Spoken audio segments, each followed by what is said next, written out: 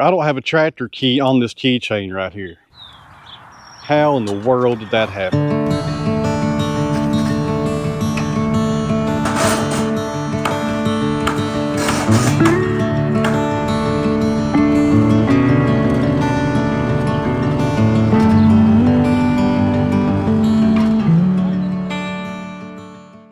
These guys got started early this morning. It's about 7:30 and I was having my first cup of coffee at 6 o'clock this morning.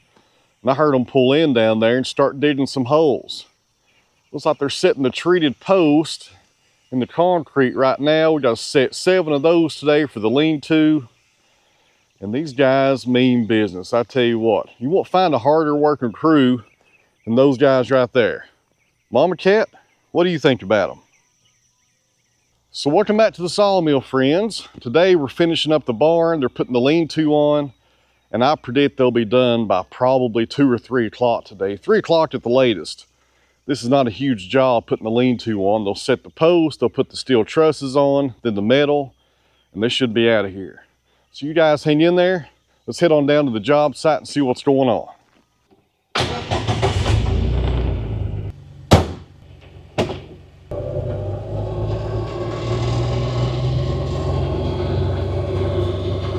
Friendly reminder here, guys, in case you missed the first video showing the main part of the building going up, there's a link down below. Go watch that video first and then watch this one so you kind of know what's going on. And also a real big thank you to everybody that bought the t-shirt that went on sale this week for the pole barn raising. There's a link down below if you haven't seen that shirt. There was a great response to that. We sold a lot of them, and guys, that shirt will be discontinued at the end of this month. So if you want one, you better act now, because they're just going to make them till August the 1st, and then we'll quit making those because it's a one-time thing with the pole barn. I probably won't sell those in the future. Showing a pole barn being built years ago kind of doesn't make sense. So it's kind of a limited edition. Might be worth a lot of money one day, but probably not. But if it is worth a lot of money one day, you can send it to me and I'll autograph it and etc., but that's probably not going to happen. So anyways, guys, thanks to everybody who purchased one of those. If you haven't done it yet, there's links down below. All the proceeds from these shirts go to the pole barn to put power down there, and more importantly, pour some concrete for the Super 70 and the new machine, which should be here sometime by the end of this month. That doesn't make sense. Sometime by the end of this month. Let me say that differently. Sometime between now and the end of the month, and today's July the 9th. So let's go check out the progress, and you guys hang in there. Should be a really good day.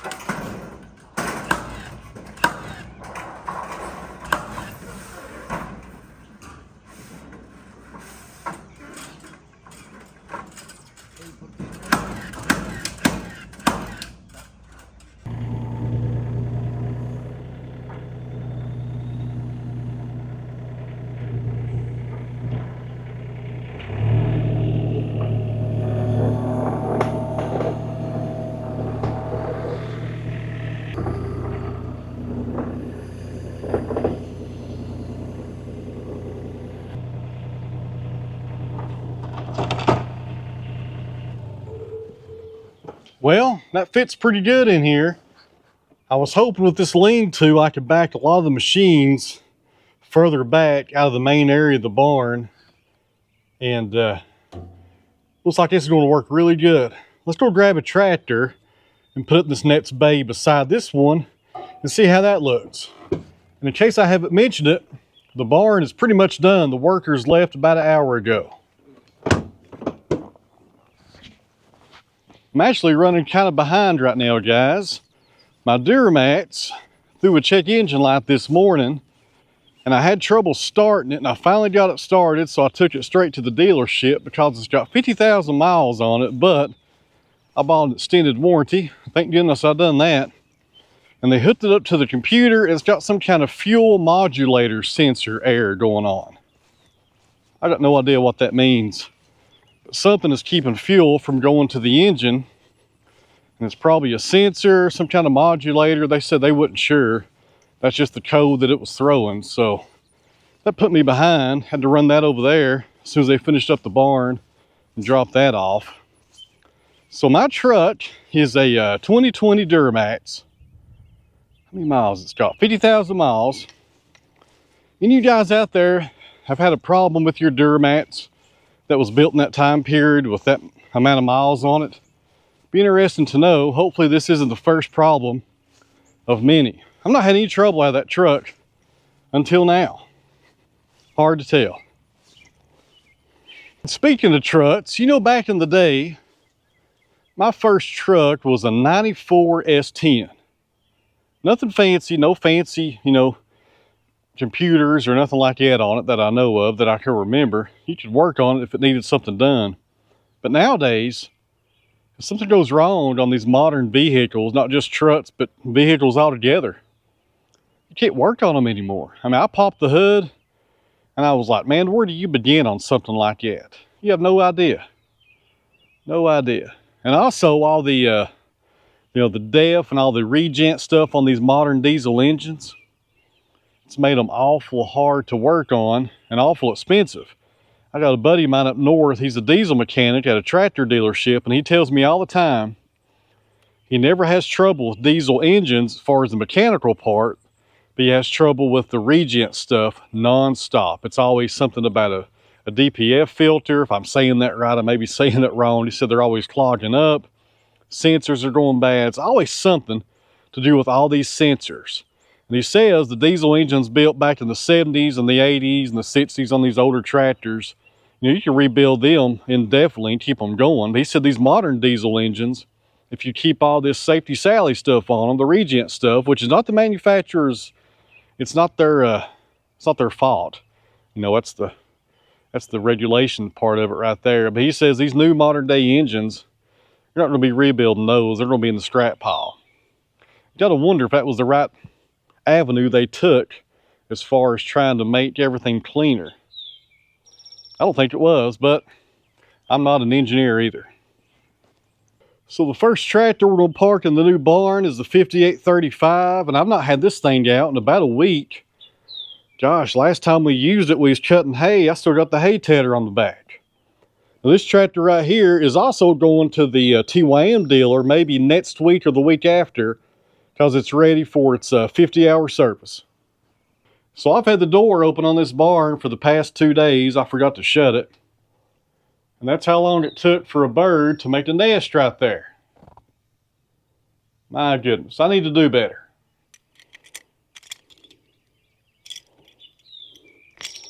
My goodness. I brought the wrong keys down here. I don't have a tractor key on this keychain right here.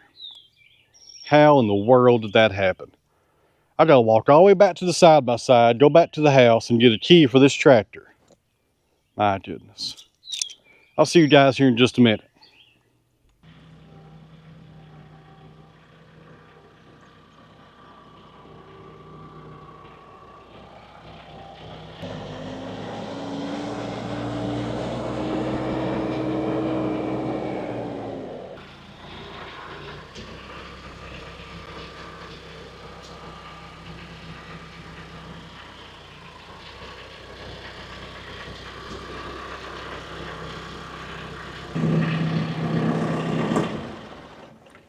Well, that fits pretty good in here. And this tractor could use a bath. Storing it over in the red barn is nice because it's covered, but it's dusty in there. It's pretty nasty. Be a lot cleaner keeping it out here in this barn. Let's do something to this tractor that you guys have been asking me about since I got it back in November. Or maybe December. I can't remember when I bought this thing. So some of you guys were asking me why the ropes bars were down. That's the rollover protection. And the reason is, this wouldn't fit in the red barn with these up. So that's why they've been down this whole time. But now, I can put them up. If I can remember where these little clips are that go in there. Maybe in the toolbox. Yep, there they are.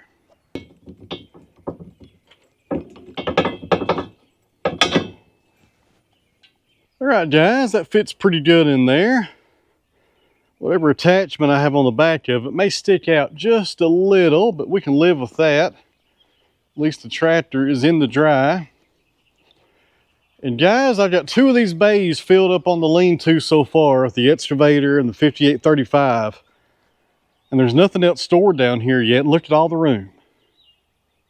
My goodness, that's nice right there. All kinds of possibilities here, guys. All kinds of ideas running through my head on what we're going to do with this building. So I said this morning, I think the guys will finish. I think I predicted 2 or 3 o'clock or something like that. They were done and loaded up and out of here by lunchtime. It was probably 11:45 when they were finished. All the tools was put away, the cleanup was done, and they were on to the next job site. I'd never seen nothing like it. They built this entire lean-to this morning. It's 12 foot by 72. It's actually 14 foot when you add in the overhang and the metal. So I got about 2 extra feet I didn't plan on, which is great. I'm not complaining, don't get me wrong. If the road wasn't so close to this side of the lean-to, I'd probably went even wider, but I'll take what I can get. That's pretty good. So they built a 12 by 72 lean-to this morning, set the post, all the rafters, or not the rafters, my goodness, all the trusses and all the purlins and the metal, the trim, everything in a little over 4 hours. That's impressive right there. Those guys were top notch. I ain't never seen nothing like it. So this is the lean-to, guys, on the front of the building. There's one thing I wish I'd have done different. I didn't think about this. I should have ordered some more metal. That's barn red right there to cover this one right here, this end truss right here on both ends. That way it would match. I may get some more of that metal though and put that up there myself. I think that would look pretty good to cover up that steel truss with some of that red barn metal right there. But that's, you know, for another day right there. There's a lot of stuff left to do here. But guys, this looks fantastic. I'm really glad we added this to the build, especially while they were still here working on it. And somebody asked me in the previous video when they built the main structure about knee braces. And he must have not saw that in the video, but there are knee braces on every single post in this building on the outside. And right there they are. Plenty of support on this building, plenty of support. And as far as the height goes, we're looking at about 12 foot on the lean-to where it comes off the main structure, and it comes down to about 10 right there. So that's plenty of height. I can come in on either side of the lean-to with my machines and park them, and I ain't got to worry about hitting nothing up high right there. That's really nice right there. And something else, I'm not sure if I pulled this out in the previous video, the fascia board right up there, the first board that you see under the metal, they wrap that in metal. That's a really nice feature right there. No painting fascia or worrying about that stuff. And I'll probably have a company come out here in a few weeks and put some gutters on both sides of this barn, because that's going to be a lot of water coming off when it rains. And it won't take long, and I'll have a lot of divots right here, or pretty much a ditch on this side right here. Definitely have to put some gutters on it. And in case anybody's wondering who this barn belongs to, it's got my name on it. That was actually wrote on there because it was part of the order. They wrote my name on a bunch of stuff. But anyways, I thought that was kind of funny. You can save your laughter till the end of the video. So today is Tuesday the 9th, and unless something happens, and unless I don't get my truck back by Friday, who knows about that? Hopefully the parts are in stock. It looks like me and Dad will be driving up to Indiana Friday to get the new equipment for the sawmill business. And it's going to be orange, and it's coming from Wood-Mizer, and most of you guys probably know what it is. So hopefully Friday we'll have the truck back. We can head up there and get that, get back down here to the new building, because we got a lot of stuff to do down here, guys. This building isn't even halfway done. Well, it's probably more than halfway done. There's a lot to this roof up here. It's probably 70% done. It needs a wall, 2 walls. It needs power. It needs some gravel. It needs some grade work on the back corner and a little bit of concrete. Probably 70% done, something like that. So in the previous video, I told you guys I'd be putting the sawmill right here against that wall. That's changed because I've redone the layout here, and I'll probably redo it 2 or 3 more times. I think I'm going to put it on this wall right here that we're closing in. That way I got 2 options for bringing logs in, or 2 options with an S. One option is the skid steer will be parked in this bay right here, and I can bring logs straight from that direction into the mill, or I can come from either end, actually the other end would be better, and bring them in that way and just make a turn into the sawmill. So that's the layout right now, but it could change. But it can't change too many more times, as I just thought of something. I'm having concrete poured maybe next week, and once it's poured, that's where the sawmill is going to go. So I need to decide, I guess, where I need to put that. I think I'll bring my wife down here because she's better on organizing stuff, a lot better than I am. We're standing back here at this corner. Of course, the tractor, it won't be parked right there. We got 2 bays being taken up by 2 machines, and look at all the space it's left.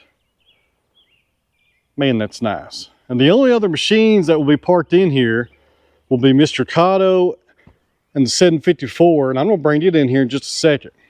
So other than those 2 machines and the sawmill, for the most part, the rest of this building will be open up for whatever I want to do in here.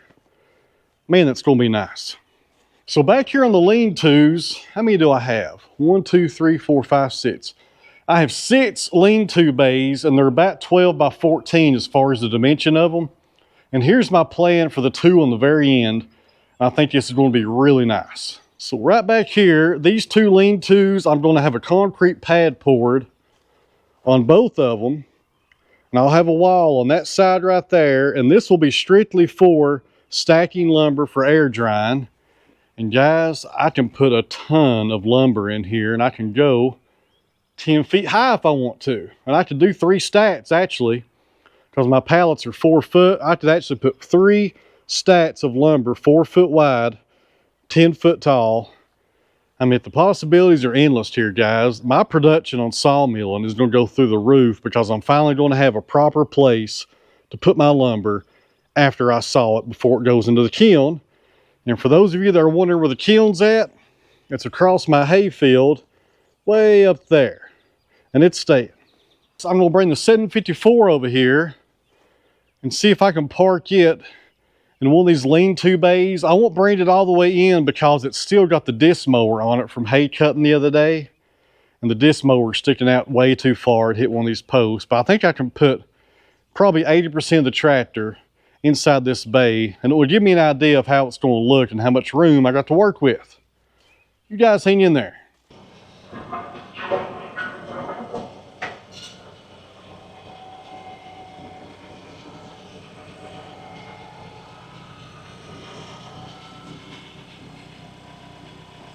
All right, guys, that worked out pretty good. Plenty of room for the 754. If I didn't have the mower on the back, I could pull up at least, gosh, maybe 5 more feet and still be out of the way of the main part of the barn here and have the tractor completely covered. Now, I've had this tractor for about 3 years, I think maybe 2.5, and it's lived outside its entire life. So it was ready to finally come inside and have a proper building for it. Really happy to see this tractor under this barn, guys. I tell you, this has been a long time coming. And I tell you what, even with the mower on it, the overhang is really keeping most of the weather off of the tractor. I could probably scoot up another foot or two and be okay, but I don't want to get too close to that post right there. I don't want to mess this up. That would be a very big mistake right there. But as soon as that mower comes off, I think we'll take it off tomorrow. I need to do a little bit of mowing with it first. We'll move this tractor on up and have it out of the weather and out of the way of the barn as well. Man, this is nice. I should have done this years ago, but I didn't have the best place to put it.